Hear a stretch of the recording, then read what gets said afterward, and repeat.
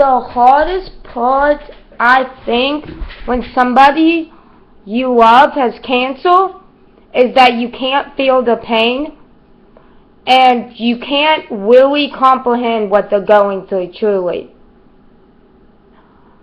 And when you hear your father be sad and can hear it in his voice for the first time, it breaks your heart because you can't feel his pain, you can't make the cancer go away, and you don't know what to do to help him. You feel hopeless. And then you remember God is there, and that God gives you strength to deal with things. God doesn't completely make the problem go away. Well, He can if it's in His plan. But God helps you deal with the pain, not make it go away. And that's what some people don't get.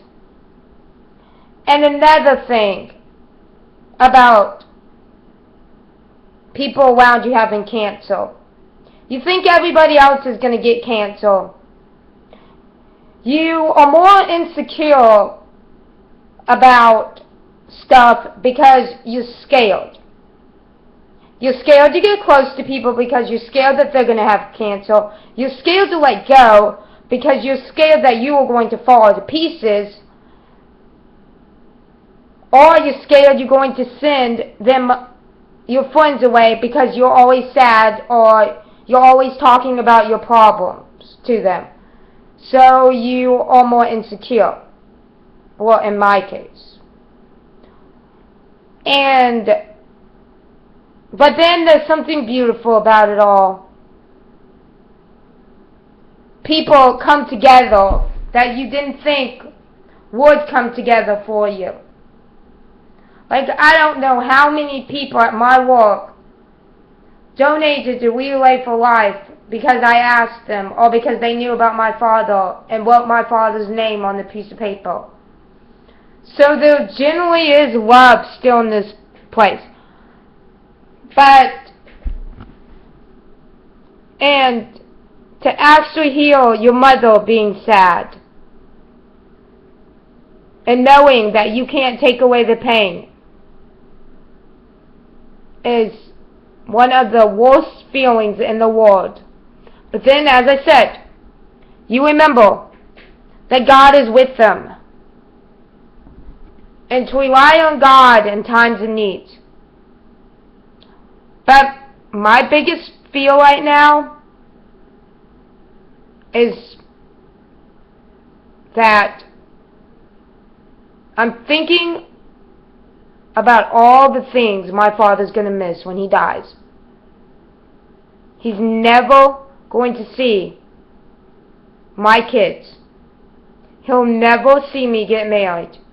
He'll never see me accomplish everything I was meant to be on this earth. It's the loss that you grieve, even before they are gone. You grieve the fact that they're going to miss a part of your life. You grieve the fact that he is sad. You grieve of what he was. And then you have to realize who he is now. And you have to have a peace over cancer. And to know it's in God's hands. Doesn't mean you're not going to worry. It doesn't mean that everything's going to be peachy.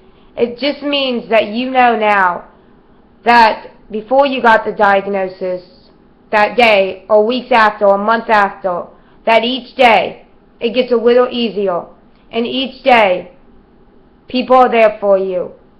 And each day, you realize it gets easier, but it gets harder too.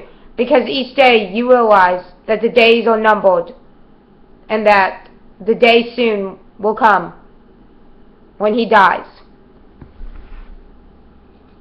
You want to know my biggest fear right now? There is a coworker of mine. He's exactly the same age as mine. I'm afraid that I'm upsetting him. because he changes his tone when he's around me. When I come in the room than when he's around other people, in my opinion. And I'm afraid he doesn't like me. This is a guy that I did have a crush on, but now I don't really have a crush on him anymore because I realized that we would never work out because I am too athletic abilities and I'm too open and too honest for him. So I would never date him. And in a way, he's had kids. Well, he hasn't had kids, but he's dated people with kids. So we would never work out because we are in two different places in our lives right now, too. But I still want him to be my friend, and I hope I'm not bugging him because he just seems like he's not happy to see me, like the rest of my coworkers are. And I just really want to be around him because he's the only friend that's my age, or even around my age, that truly is my friend, if he is my friend. So I just don't want to lose him as a friend, or I'm afraid that I'm going to make him not want to come to work or something. And there's another reason I think that, because a coworker of mine was gone for a week, and I was talking to the coworker about stuff that's going on, and then the 25-year-old came and said, "I'm glad you're back," in front of me, and hugged him. So he made me think it was because of me, and it probably was because of me, but I'm not sure. But that's why I assume that. So yeah. Anyways, and my uncle is doing better than my father is. So, yeah. Just pray and support other people that are going through cancer too. And don't leave them in the dark, because that's what I am afraid of. Is people aren't going to like me because I'm not the same person anymore. And I know I keep saying it doesn't matter people like you because we have God in our life. But in a way it does, because God puts people in our lives to help us too.